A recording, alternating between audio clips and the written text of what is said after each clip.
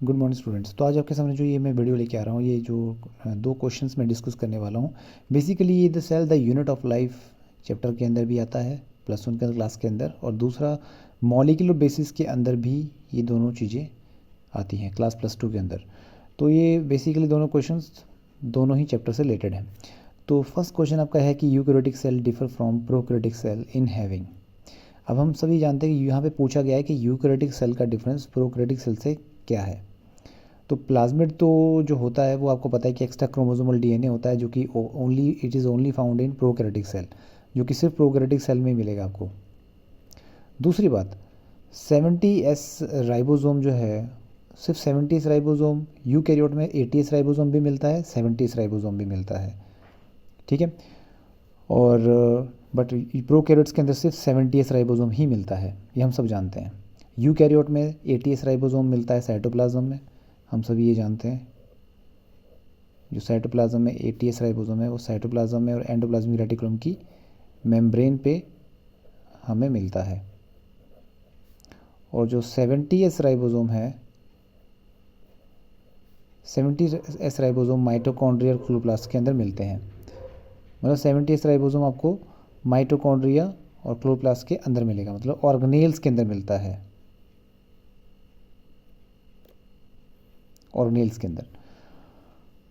और single involve system, eukaryotic single involve system का मतलब है कि सिंगल इन्वॉल्व सिस्टम आपके prokaryote, single involve system eukaryote में, मतलब एनिमल सेल के अंदर आप अगर आप देखें तो सिर्फ सेल मेम्ब्रेन होती है। बट बाकी यूकैरियोटिक सेल में अगर आप देखें, बाकी यूकैरियोटिक सेल में जैसे प्रोटिस्टा हो गया, फंजाई हो गया, और हमारे जो प्लांट हो गए, इनके पास सेल वॉल मिलता है। तो प्रोकैरियोटिक सेल में भी सेल वॉल मिलता है, तो ये तो डिफरेंस हो नहीं सकता। The main difference in between eukaryotic और प्रोकैरियोटिक सेल क्या होता है? यूकैरियोटिक सेल के अंदर ट्रू वैक्यूल मिलता है और ट्रू न्यूक्लियस मिलता है। ये हम सबको पता है कि true nucleus is only present in eukaryotic cell. Prokaryotic cell में तो न्यूक्लियस होता ही नहीं है। तो ट्रू वैक्यूल भी प्रेजेंट होता है यूकैरियोटिक सेल के अंदर। तो डेफिनेटली यहाँ पर जो आंसर आएगा वो ऑप्शन डी आंसर आएगा, जैसे कि मैंने यहाँ पे लिखा भी हुआ है, option D is answer. Then next question हमारा ये है, क्रोमेटिन कंटेंट्स। क्रोमेटिन, अब आपको पता होना चाहिए क्रोमेटिन और क्रोमोसोम वर्ड कब यूज़ होता है। क्रोमेटिन वर्ड हम तब यूज़ करते हैं जब सेल इंटरफेस में होती है, when cell is present in interface. और क्रोमोसोम वर्ड हम तब यूज़ करते हैं जब सेल होती है, सेल डिवीजन करती है जब सेल, तो आपका यही क्रोमेटिन 10,000 टाइम्स शॉर्ट होकर क्या बनाता है? क्रोमोसोम बनाता है।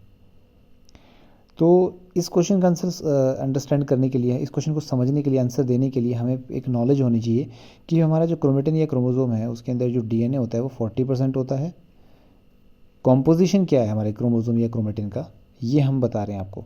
तो डीएनए हमारा 40% होता है, हिस्टोन प्रोटीन हमारा 50% होता है, नॉन हिस्टोन प्रोटीन जो होते हैं 7 to 9% होते हैं। नॉन हिस्टोन प्रोटीन के एग्जांपल होते हैं scaffold protein, DNA polymerase. Scaffold protein आपके हिस्टोन प्रोटीन को हेल्प करता है। हिस्टोन प्रोटीन तो डीएनए को अपने चारों ओर कॉइल करता है। दूसरी बात, नॉन हिस्टोन प्रोटीन इस पूरे स्ट्रक्चर को सपोर्ट करता है, एक स्केलेटन सिस्टम की तरह। देन उसके बाद आरएनए 1% होता है हमारे क्रोमोसोम के अंदर।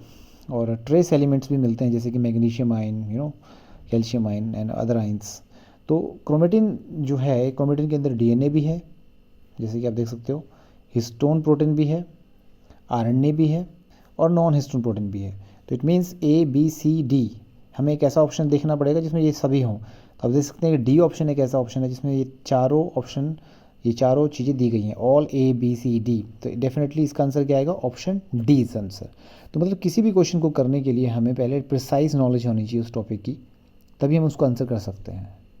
तो आई होप आपको ये वीडियो पसंद आई होगी। तो इसी तरह से आपको मैं बाकी भी फर्दर किसी भी चैप्टर के जब नोट्स, किसी भी चैप्टर के जब क्वेश्चंस आते हैं मेरे पास, तो मैं आपके साथ वो जरूर शेयर किया करूँगा। आप इस वीडियो को ज़्यादा से ज़्यादा लाइक कीजिए और इसको शेयर कीजिए ताकि ऐसे नॉलेज बच्चों को मिलती रहे।